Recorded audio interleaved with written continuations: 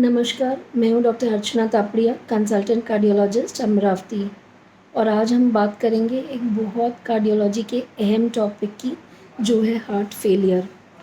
Heart attack के बारे में तो हम लोग सब कुछ काफ़ी जानते हैं। आज हम बात करेंगे हार्ट फेलियर की। तो हार्ट फेलियर एग्जैक्टली होता क्या है? हार्ट फेलियर का ये मतलब कदापि नहीं है कि हार्ट बंद हो चुका है।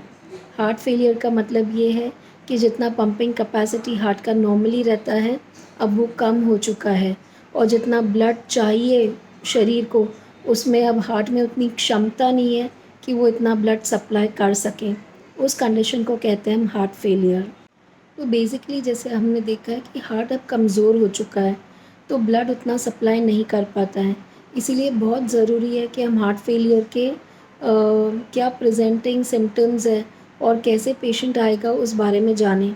कोई पेशेंट्स आएंगे जिनको सिर्फ छाती में दर्द हो रहा है, किसी को सांस लेने में तकलीफ़ होगी, स्पेशली सोने पे, लेटने पे, या जो वो पहले कर पाते हैं काम अभी वो नहीं कर पा रहे हैं, उनकी सांस फूल रही है, सांस धड़कन बढ़ गई है। फिर कोई एल्डरली पेशेंट्स आएंगे जिनको सिर्फ कन्फ्यूजन है, या दिन भर सोए रहते हैं, ड्राउजीनेस है, पैरों में सूजन आ गई है, भूख नहीं लग रही है, उल्टी होती है, लिवर में दुख रहा है, ऐसे भी बहुत पेशेंट्स बोलते हैं। और बेसिकली सांस लेने में तकलीफ़ होती है, आँखों के आजू बाजू सूजन आ जाती है।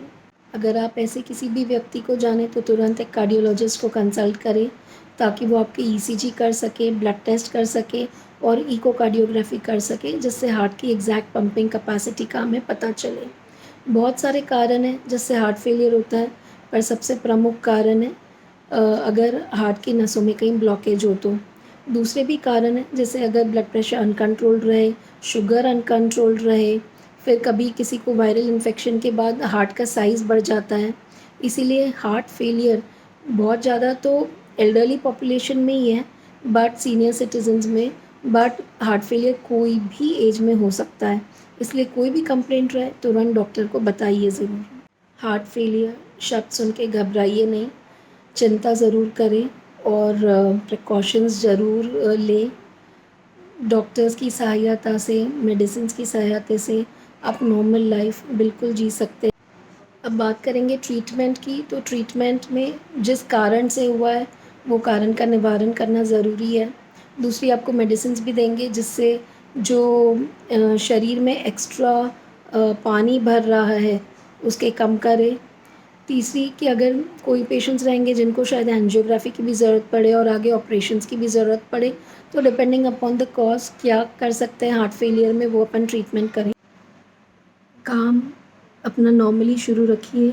व्यायाम जैसे डॉक्टर्स ने एडवाइस की, आपके जितना पंपिंग कैपेसिटी है उस हिसाब से ही करिए। हार्ट पर ज़्यादा स्ट्रेन नहीं डालना है, और ऐसा भी नहीं है कि दिन भर घर में ही रहना है, क्योंकि एक बार हार्ट फेलियर हो चुका है। जैसे डॉक्टर्स आपको जितना काम एडवाइस करते उतना ज़रूर करिए। अपना मनोबल बनाए रखिए। हार्ट फेलियर का ट्रीटमेंट डेफिनेटली पॉसिबल है, और जितने पेशेंट्स आते हैं बहुत अच्छे से अपना लाइफ जी रहे हैं। Thank you.